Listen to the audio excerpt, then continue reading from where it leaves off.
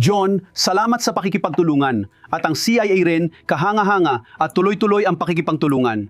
Mga Amerikano at lalo ng ating matatapang na sundalo, ngayong Semana Santa, muling pinatunayan ng sandatahang lakas ng Estados Unidos kung bakit tayo ang pinakamalakas na puwersa ng labanan sa buong mundo. Sa dalawang pambirang operasyong paghahanap at pagsagip sa labanan sa teritoryo ng kalaban sa Iran, isinagawa ng ating mga mandirigma ang mga misyong may kahangangang husay, tapang at katumpakan. Kapag pinakawalan ng Pangulo ang mga mandirigma, hindi na sila mapipigilan. Nang bumagsak ang mga Amerikanong tauhanang himpapawid sa teritoryo ng kalaban, agad kumilos ang ating puwersa at Pangulo. Ang mga espesyal na operatiba na sinuportahan ng mga piling tripulasyon at mga profesional sa intelihensya ay mabilis at matatag na sumulong sa mapanganib na mabundok na lupain sa ilalim ng walang tigil na banta ng papalapit na puwersa ng Iran. Sa huli, isa lang itong walang kapangyarihang banta mula sa Iran. Ngayon, tulad ng sabi ng CIA Director, lalo pang napahiya ang sandatahang lakas ng Iran na nararapat lang. Ngayon, hindi ito mga karaniwang operasyon. Mga misyon ito na mataas ang panganib at napakahalaga na isinagawa mismo sa puso ng teritoryo ng kalaban. Hindi lang ito maliit na pagsulong sa Iran, malalim itong paglusob sa Iran na may sabayang pag-atake para supilin ang banta at panlilinlang para protektahan ang ating mga tauhan. At lubos na pagsasabay ng mga operasyong pangimpapawid, panlupa at espesyal. Hanggang ngayon, nagtataka pa rin ang mga Iranian kung paano nagawa ito ng mga Amerikano. Isang tauhan ng impapawid na pinabagsak ang sinasakyan ay nakaiwas sa pagkakahuli ng mahigit sa isang araw, paakyat sa matatarik na gulod habang hinahabol ng kalaban. Nanapagana niya ang emergency transponder, simple at makapangyarihan ng una niyang mensahe. Ang ipinadala niya ay isang mensahe, mabuti ang Diyos. Sa oras ng pag-iisa at panganib, nagningming ang kanyang pananampalataya at tapang. Tingnan mo, siya ay pinabagsak nung isang Biyernes sa Biyernes Santo, nagtago sa isang madilim na kuweba sa isang siwang buong Sabado. Sa wakas, nailigtas siya noong Linggo ng umaga. Lumipad siya palabas ng Iran habang sumisikat ang araw ng Linggo ng Pasko ng pagkabuhay. Muling isinilang na piloto, ligtas ang lahat sa bahay na diriwang ang bansa. Diyos. Sa kabila ng putok ng kalaban at matitinding kondisyon na ibalik ng ating mga tropa ang lahat ng Amerikano pa uwi. Walang Amerikanong namatay. Wala kaming iniwan at hindi yon samba. Bumay ito ng walang kapantay na pagsasanay, nakahihigit na teknolohiya, di natitinad na diwa ng mandirigma at dalisay na determinasyong Amerikano. Ang mga taktika, operator, piloto at support team ay halos perpekto sa ilalim ng putukan ng kalaban at naging nakamamatay. Tanungin mo na lang ang sinumang sundalong Iranian na nagtangkang lumapit sa pilotong yon bago o habang isinasagawa ang misyon yon. Kamatayan mula sa itaas.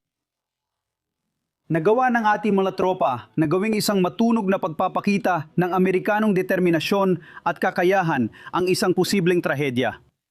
Ganito ang itsura ng kausayan sa uniforme. Pero huwag kayong magkamali.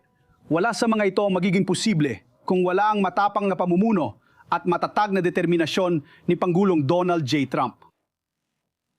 Mula sa sandaling bumagsak ang ating mga piloto, malinaw na ipinahayag ni Pangulong Donald J. Trump na hindi tayo mag-iwan ng kahit sino. Ang unang misyon, una sa dalawa, ay isang matapang na paglusob sa liwanag ng araw, diretso sa gitna. Ito ay naprubahan sa loob ng wala pang 2 oras, mula nung bumaba ang piloto na yon nang alam na natin kung nasaan siya, at ito ay naprubahan sa kalagitnaan ng gabi. Alam ng mga nagtrabaho sa lalaking yon na gising siya sa 10 oras ng gabi. Agad na inaprubahan, walang pag-aalinlangan at matapang ang naging desisyon. Ang pangalawang misyon, nang malaman namin kung nasaan ang pilotong yon at tiyak na tumulong doon si John, ay agad ding sinagawa. Alam mo, tiningnan ko ang aking screen. Nung natapos ang huling misyon sa loob ng aming skiff, ang aming pasilidad na may mahigpit na seguridad at may isinasagawang VTC kami, isang aktibong pangkat ng koordinasyon at sa itaas ay nakasulat, 45 oras at 56 na minuto. Sa loob ng 45 oras at 56 na minuto bukas ang tawag namin para sa koordinasyon. Simula nang bumagsak ang mga piloto, tuloy-tuloy ang aming misyon. Hindi kailanman naputol ang tawag, hindi tumigil ang pagpupulong, hindi tumigil ang pagpaplano, hindi ito huminto kailanman. Iginiit ng Pangulo ang mabilis at mapagpasyang aksyon. Suportado niya ang ating mga tropa na may matatag na determinasyon, tumanggi siyang hayaang ang propaganda ng kalaban o mga pansamantalang kabiguan ay makapagpahina ng ating loob. Sa kanyang pamumuno, nagamit ang lahat ng nakamamatay at di nakamamatay na kakayahan at nabigyan ng mga kinakailangang otorisasyon at suporta ang ating puwersa para magtagumpay. Kapag sinabi ng Pangulo na sinusuportahan niya ang ating mga mandirigma, seryoso siya at napakalaki ng ibig sabihin nito na dudulot ito ng malaking pagbabago sa larangan ng labanan. Alam ni Pangulong Trump na ang kapayapaan sa pamamagitan ng lakas ay hindi lang slogan. Isang doktrinang nadiligtas ng buhay ng mga Amerikano. Ang matatag niyang pangako sa muling pagtatayo ng sandatahang lakas at pagpapanumbalik ng diwang mandirigma ay nagbunga ng resulta sa ganitong mga misyon. Sa ilalim ng kanyang pamumuno, ang Estados Unidos ay nagpapakita ng lakas ng may kumpiyansa at naiuwi ang ating mga kababayan ng may tagumpay. At nagpapatuloy ito hanggang ngayon, sa totoo lang. Ayon sa utos ng Pangulo, ngayon ang may pinakamaraming pag-atae mula simula ng operasyon.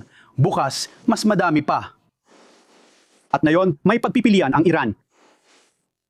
Maging matalinong pumili dahil ang Pangulo ito ay seryoso. Maaari mong tanungin si Soleimani, maaari mong tanungin si Maduro, maaari mong tanungin si Khomeini. Sa mga bayani na nagplano at nagsagawa ng mga pagsagip na ito, nagbibigay pugay ang inyong bansa.